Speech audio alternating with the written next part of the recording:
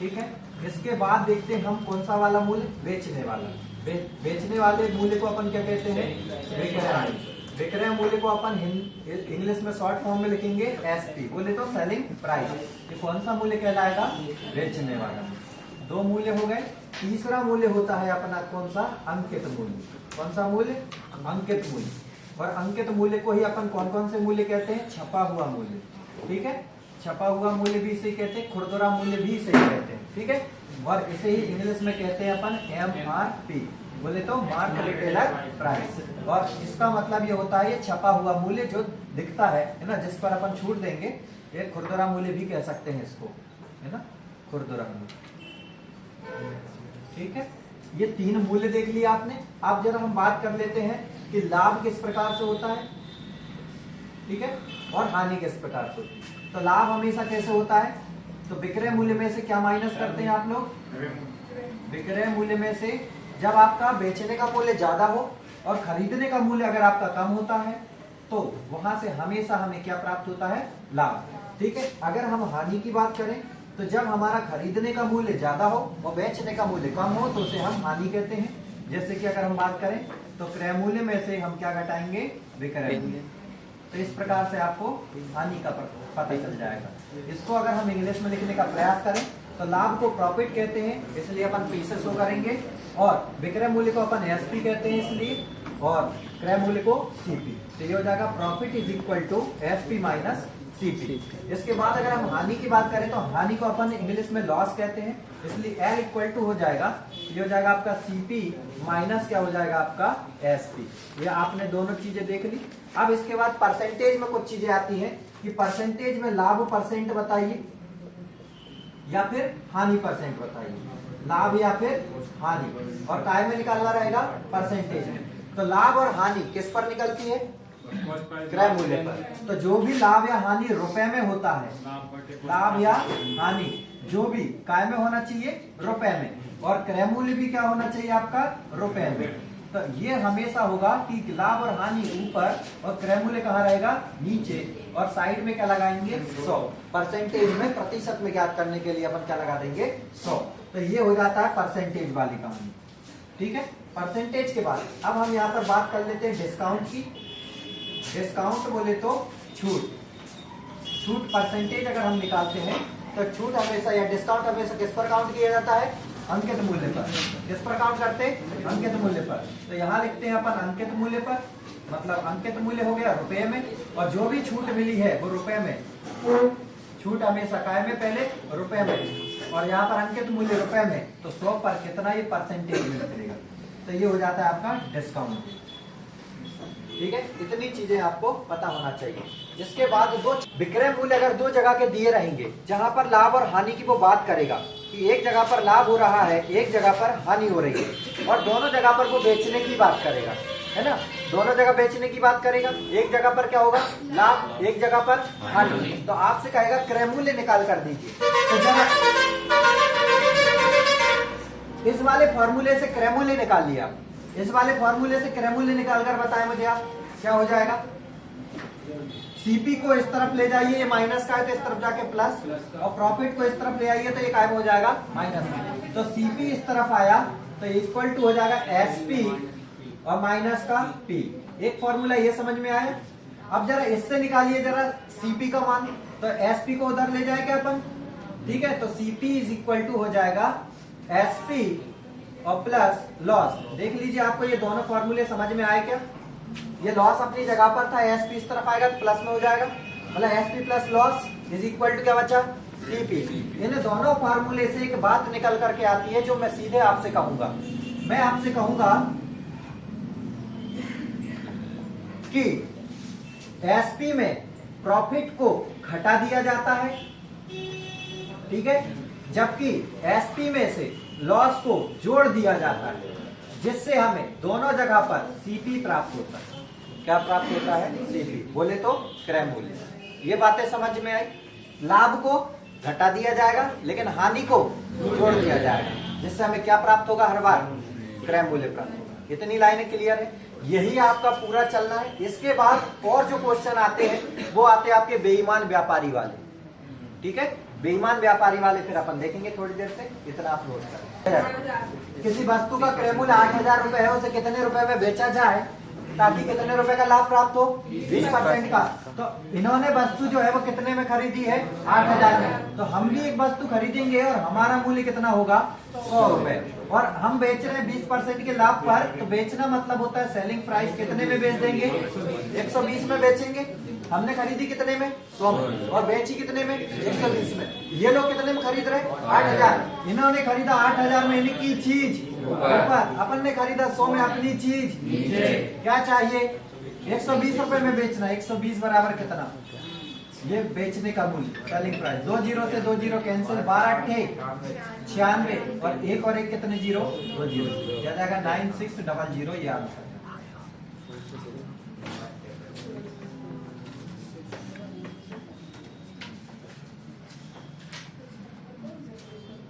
Next question लिखिए। किसी वस्तु का क्रय मूल्य, किसी वस्तु का क्रय मूल्य 9,000 रुपए है, उसे कितने रुपए में बेचा जाए कि 23.33 रुपए का लाभ प्राप्त हो? तो सबसे पहले तो हम खरीदेंगे वस्तु को। कितने में खरीदेंगे? तो ये खरीदने के लिए आप इस प्रकार से ना खरीदें, आप तो ये देखें कि ये परसेंटेज कितना है, क्योंकि ये 13% है। और इसको सीधा करने के लिए हम यहाँ लिख सकते हैं कि 23.33% जो है वो लाभ कमाना है। तो 23.33, ये तोड़ने में चूंकि बहुत दिक्कत देगा, इसलिए 0.33 को हम जानते हैं कि 23 सही 1/3% लिख सकते हैं। कितना लिख सकते हैं? 23 सही 1/3। 0.33 का मतलब है 1/3। अब आप गुणा करिए, 23 तिया 69 और एक 70, ये हो जाएगा 70/3। और परसेंटेज का क्या आ जाएगा? 100। 1 जीरो से 1 जीरो कैंसिल, तो ये हो गया 10 तिया 30 और ये क्या हुआ? 7। काय पर बेचना है?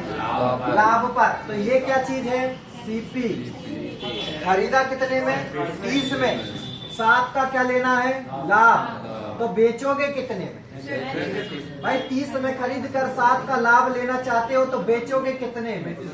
37 में। ये क्या कहलाएगा? Selling price. तो बस ये देख लीजिए कि अपन ने कितने में खरीदा? 30 में। ये कितने में खरीद रहा है? 9,000। इनकी चीज अपनी चीज क्या चाहिए? लाभ के साथ बेचना है। 37 बराबर कितना? यही बेचना पड़ेगा। और ये है सेलिंग प्राइस। 1 जीरो से 1 जीरो, 3 तिरका 9, 300 और 37 तिया डबल जीरो ये आएंगे और 3 7 21, 3 तिरका 9 और 2 11। कितना आ जाएगा आपका? 11,100। कितने में बिकेगा ये आंसर? किसी वस्तु को 13,260 रुपए में बेचा गया। ध्यान से समझना, यहाँ पर बेचने की बात चल रही है। बेचा गया, उसे कितने रुपए में खरीदा गया?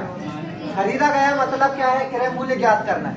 खरीदा गया मतलब क्या ज्ञात करना है? क्रय मूल्य, जिससे कि उस पर उसको कितना लाभ हुआ था? इतने में बेचने पर 27.5% का लाभ हुआ था। तो इसको जरा तोड़ो, जरा परसेंटेज को। तो ये तोड़ने का प्रयास करें। 27.5%। 27.5 का मीनिंग क्या जानते हो? 1/2। ये परसेंटेज आप ऐसे तोड़ेंगे और 1/2 हुआ तो 27 तो नहीं, 54 और 1 55/2 और परसेंटेज का 100। 5 से 11 बार, 5 से ये 20 बार, कितना हो गया? 11/40। इसका मतलब ये है 11/40 का मतलब समझिए, ये खरीदा कितने में गया था? 40 रुपए में खरीदा गया था। कितने में खरीदा गया था? 40 में। और बिका कितने में है? 11 के लाभ के साथ। ये 11 का क्या है? लाभ। तो बिका कितने में होगा? 51 रुपए में बेचा। ऐसे ही होगा ना? ठीक है, 51 रुपए में बेचा। तो ये कौन बेच रहा है? अपन। हम बेच रहे 51 में, वो बेच रहे 13,260। इनकी चीज ऊपर, अपनी चीज नीचे। क्या चाहिए? खरीदने का मूल्य कितना है? 40 बराबर कितना? ये आएगा आपका क्रय मूल्य। अब काटना है इससे, तो काटने के लिए देखिए जरा, 3 से काट दूं। 3 से 17 बार, 3 चौके 12, 3 चौके 12, 3 दूनी 6 और 1 0। अब 17 से काट दीजिए। 17 दूनी 34, 10 बचेगा और 2 हो जाएगा 102। 17 छिंग 102 और 1 0। अब 0 काउंट कर लो, 1 और 1 2। और अब यहाँ पर 4 का गुणा करिए। 26 चौके 104। ये हो जाएगा आपका क्रय मूल्य सीपी।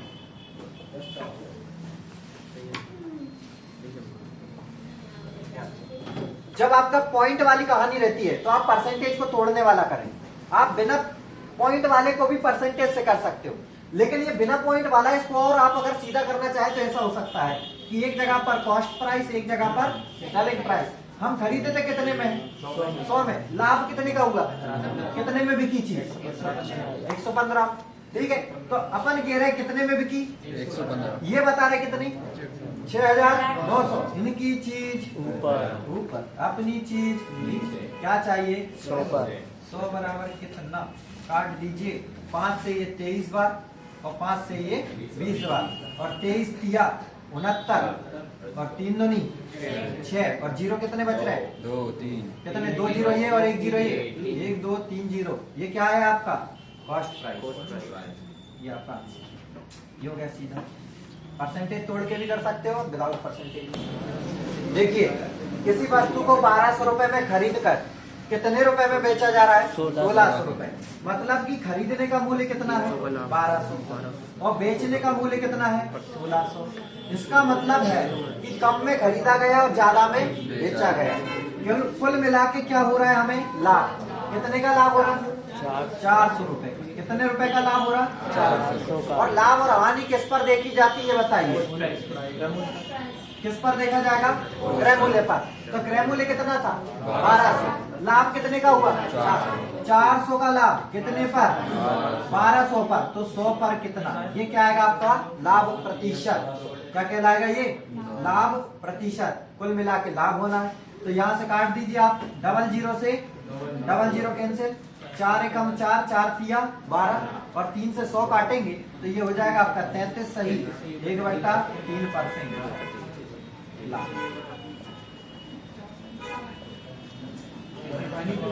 पहले परसेंटेज को समझ लीजिए।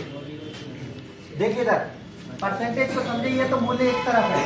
पहले बी को किस पर बेचिए? 10% लाभ। तो 10 परसेंटेज को तोड़िए आप। 10% मतलब होता है 10/100, मतलब 1/10। मतलब खरीदी कितने में? 10 में। 1 का लाभ लिया, कितने में बेची? 11 में बेची 10 की चीज। ये बात समझ में आ गई? तो ये बी ने खरीद ली। ठीक, अब सी की बात कर लेते हैं। सी ने क्या किया? 9 सही 1/11% पर खरीदी है। किससे? बी से। तो 9 सही 1/11 परसेंटेज को तोड़िए आप। 11 नमा की 99 और 1 100/11, और गुणा में क्या रहेगा? 100। ये कैंसिल हुआ, मतलब 1/11, मतलब 11 पर 1 का लाभ लेकर बिकी है। मतलब कितने में आ गई चीज? 12/11। अब इसके बाद सी ने डी को जो है वो कितने रुपए में बेची है? 1/5 हानि पर। 1/5 हानि पर, मतलब 5 की चीज 1 की हानि कितने में बिकी? 4/5। क्या ये लाइनें क्लियर है? बस इतना क्लियर है तो पहले मूल्य देखो जरा कितना चला। 5000 रुपए की चीज थी, वो बराबर कितने के थे? 10 के। ठीक है, उसको 1 का लाभ लेकर कितने में बेची गई? 11। ये बी को बेच दी गई। अब बी ने सी को जब बेचा तो वो बराबर पड़ी किसके? 11 के, और बेची कितने में? 12। ठीक है, इसके बाद जब सी ने डी को बेचा तो ये बराबर पड़ी कितने के? 5 के, और कितने में बिकी? 4। और अंतिम कहानी यही तक थी। इसके बाद आप इसको काट दीजिए। तो जो लास्ट में खरीदी गई है किसके द्वारा? डी के द्वारा। तो डी के द्वारा जो अंतिम में खरीदी गई है वो यही से निकलना है। आप इसको कैंसिल करिए। ये 0 से वो 11 से 11 कैंसिल, 1 0 से 1 0 कैंसिल, 5 से ये एक बार कैंसिल, मतलब यहाँ पर हो गया कितना? 100, और 12 चौके 48, और डबल जीरो कितना आएगा? 4800। 4800 रुपए में खरीदी है किसने? डी ने। पूरा खेल परसेंटेज का, समझे गए? बस परसेंटेज तोड़ना आना चाहिए, इसमें कहीं कोई समस्या नहीं। देखिए इधर एक दुकानदार 5 लाख में कुछ वस्तुएं खरीदता है। इनमें से 3/4 भाग पर कितने का? 8% का लाभ कमाता है। शेष को कितने % लाभ पर बेचे, जिससे कुल कितने % का लाभ प्राप्त हो? 7%। ये जो लाइन दिखाई दे रही है जरा इसको उठा लो। कितना दिखाई दे रहा है? 3/4 भाग, और कितने % लाभ पर बेचा? 8% लाभ। कुल मिला के ये बात करें तो कुल वस्तुएं कितनी थी? 4। इसमें से कितनी बिक गई? 3। ये बेच दी उसने। ठीक है, तो शेष कितनी बची? शेष की बता दीजिए बस मुझे, शेष कितनी बची? क्या ये लाइनें क्लियर हुई? कुल कितनी थी? कितनी बेची? किस % पर? बची कितनी? पता नहीं कितने में बेचे। जिससे ओवरऑल कितने परसेंट का लाभ हो? 7%। एक लाइन का इसका सॉल्यूशन है। आप देखिए जरा, 3 वस्तुएं बेची 8% लाभ पर, एक वस्तु को बेची उसने पता नहीं कितने परसेंट के लाभ पर, और 3 और 1 4, कुल मिला कितनी वस्तु हुई? 4। चारों पर उसको कितने परसेंट का लाभ मिला? 7%। तो 3 और 1 4 बराबर 7। बस ये परसेंटेज। इसके बाद कर दीजिए 8 तिया 24%। यहाँ पर तो पता नहीं है, x% बराबर 7 चौके 28%। इसको उधर ले जाइए, x बराबर हो जाएगा अपना कितना? 28% माइनस 24%। यहाँ पर बचा x बराबर कितना? 4%। मतलब कि जो एक वस्तु है उसको कितने परसेंट पर बेचना है? 4%। बस आंसर। एक दुकानदार 9,250 में कुछ वस्तुएं खरीदता है। इनमें से 3/5 भाग पर कितने परसेंट का लाभ कमाता है? 10% का। शेष को कितने परसेंट पर बेचे जिससे कुल कितने परसेंट का लाभ प्राप्त हो? 12%। कुल वस्तुएं कितनी? 3/5 को तोड़िए आप तो बस। 3/5 का मतलब है कुल कितनी थी? 5। इसमें से कितनी बिक गई? 3। ये बिक गई, ये बिक गई। शेष कितनी बची? शेष बच रही है आपके पास 2। बस यही कहानी है पूरी। तो यहाँ से देखा हमने कि कुछ टोटल है। टोटल कितनी थी? 5। टोटल पर कितने का लाभ कमाने की? 12%। मतलब यहाँ से कितना आ जाएगा? 60 आ जाएगा, 60। अच्छा, इसमें से पहले उसने कितनी वस्तु बेच चुका है? 3। ये बेच दी उसने, बेच दी। कितनी? 3 पर उसे कितने परसेंट का लाभ मिला था? 10%। तो यहाँ से उसको कितने रुपए मिल चुके हैं? 30 रुपए। ठीक। अब शेष कितनी बच रही है? 2। शेष बच रही है 2, और 2 को पता नहीं है कितने में बेचना है, जिससे कि कुल पर कितना का लाभ मिल जाएगा? 60। मतलब 12% का लाभ मिल जाएगा। तो यहाँ से अगर हम बात करें तो ये चीज अगर आप देखें तो 5 में से 3 गया तो कितना बचा? 2। ठीक। और 60 में से 30 गया, कितना बचा? 30। तो ये 2 वस्तुएं बच रही है और 30% बच रहा है। ये परसेंटेज में आएगा पूरा, ऐसे ही था। तो ये x% मतलब कितने परसेंटेज का लाभ कमाना है इसको? तो ये 2 जाएगा इसके नीचे, तो x बराबर हो जाएगा 30/2, और 2 से कैंसिल हुआ कितनी बार? 15 बार। तो x बराबर हो जाएगा 15%। बात समझ में आ गई? वाला ये 1/7 वस्तु इधर, और इधर कितनी है? 2/7।